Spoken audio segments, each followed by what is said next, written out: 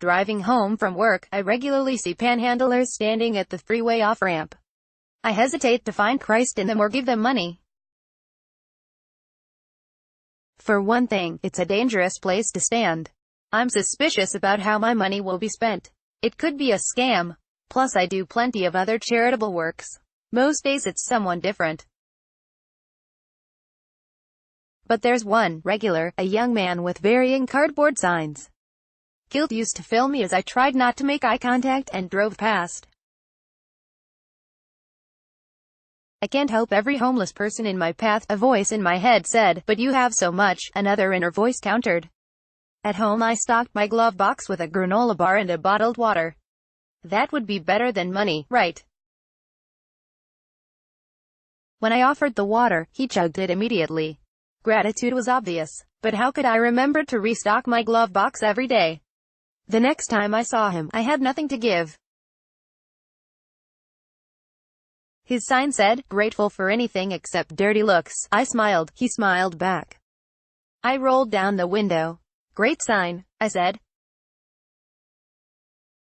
I can't remember our brief conversation, but I looked to the passenger seat to see if I had anything to give.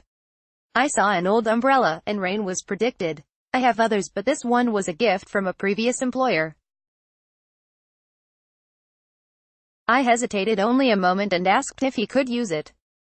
He nodded. Soon I saw my umbrella above his smiling face. That night, it poured in Sacramento.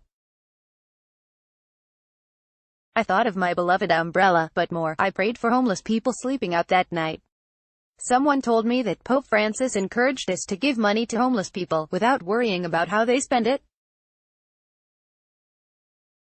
I decided for 1 month to give $1 to every homeless person I met.